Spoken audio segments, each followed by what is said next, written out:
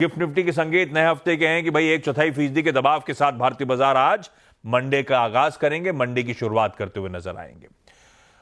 बैती साहब को तो देख ही लिया, हॉर्मास को भी देख लिया आपने स्क्रीन पे। हॉर्मास से ग्लोबल मूड माहौल कैसा है अभी जानते हैं। लाइए दिखाइए हमारे एशियन पीयर्स। हम तो थोड़े सबड्यूड हैं। एशिया ऐसा कोई क्लियर कट ट्रेंड नहीं है, मिला जुला कामकाज एशिया में हो रहा है। और यूएस से जो वीकेंड का हैंडओवर था वो भी मिला जुला था। डाउ 1/4% दबाव में, एसएनपी नैस्डैक बढ़िया हरे में, नैस्डैक 3/4% उछाल के साथ था। एसएनपी नैस्डैक रिकॉर्ड उच्चतम स्तर छूते हुए नजर आ रहे थे।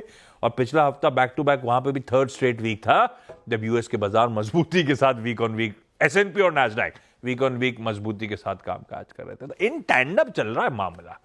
ऐसे में हॉर्मास बताएंगे दरअसल मूड है कैसा। हॉर्मास, गुड मॉर्निंग। सुबह के फ्यूचर्स आपकी स्क्रीन पे। हाँ, गुड मॉर्निंग आशीष। और हैंडओवर भी इसलिए अच्छा था S&P 500 और नैस्डैक का क्योंकि बिग टेक के शेयरों ने अच्छा किया। तो ओल्ड इकोनॉमी के स्टॉक्स थोड़े से अब बैक सीट लेते हुए दिख रहे हैं। इस वजह से डाउ का अंडर परफॉर्मेंस जारी है। और हफ्ते दर हफ्ते भी अगर आप देखें तो नैस्डैक 3.5% ऊपर था, S&P 500 1% ऊपर था, पर डाउ में करीबन आधे फीसदी की गिरावट थी। तो ये ओल्ड इकोनॉमी स्टॉक्स थोड़े से बैक सीट ले रहे हैं। मुनाफा वसूली कह लीजिए या थोड़ा सा कूल ऑफ कह लीजिए, कोई ऐसी चिंता की बात नहीं है। अब नैस्डैक जो है वो 20,000 के आंकड़े से 150 पॉइंट दूर है। एक अच्छा सेशन और ये 20,000 का आंकड़ा पहली बार छू सकता है नैस्डैक, शायद आज ही हो जाए। टेस्ला, मेटा, अमेजॉन तीनों ने फ्राइडे को अच्छा करा।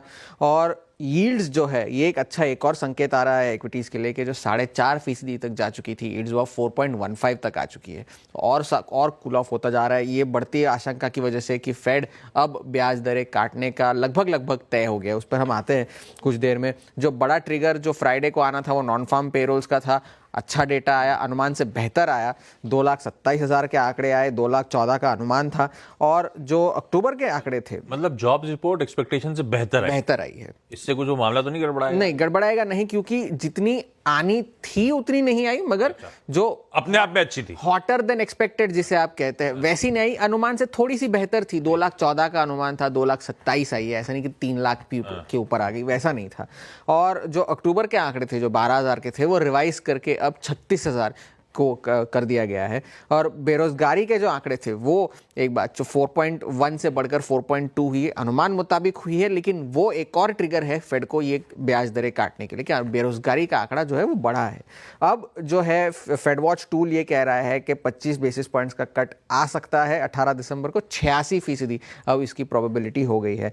अब फेड के जो सारे अफसर है, शिकागो फेड के अध्यक्ष है, उन्होंने भी कहा कि लेबर मार्केट जो है वो स्टेबल है, स्थिर है, कोई ऐसी चिंता की बात नहीं है। और क्लीवलैंड फेड के जो अध्यक्ष है उन्होंने कहा कि पॉलिसी मेकर्स अब उस स्तर पर आकर पहुंच चुके हैं जब ब्याज दरों की कटौती में थोड़ी सी रुकावट लाई जाए, ये उनका कहना था। तो और डोनाल्ड ट्रंप ने एक बहुत दिलचस्प बात की। एनबीसी न्यूज़ को उन्होंने एक इंटरव्यू दिया। उन्होंने कहा कि मैं जेरोम पावेल को नहीं हटाना चाहता, मेरा ऐसा कोई इरादा नहीं है, और मुझे ये अधिकार नहीं मिलना चाहिए कि मैं फेड से कहूं कि ब्याज दरों के साथ क्या किया जाए। मतलब मुझे ये अधिकार ये होना चाहिए कि मैं सुझाव दूं, पर मैं ये नहीं कह सकता फेड को कि भाई आप ब्याज दरें काटिए या बढ़ाइए, उनका काम है, वो जाने।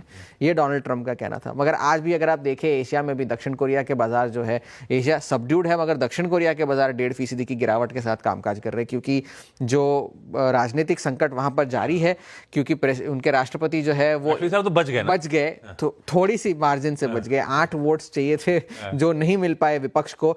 मगर उन्होंने पहले तो अपने इन हरकतों के लिए माफी मांगी। उन्होंने कहा कि मैं दोबारा कभी मार्शल लॉ लाऊंगा नहीं। अब बाजार का तो ये कहना कि आप रहेंगे तो लाएंगे ना दोबारा। तो अब ये कयास लगाया जा रहा है कि अब रूलिंग पार्टी जो है वो कह रही है कि अब इन्हें इज्जत से बाहर कर दिया जाए, इससे पहले कि और एक इंपीचमेंट का वगैरह कुछ ऐसा हो, तो आप इज्जत से हट जाइए पीछे।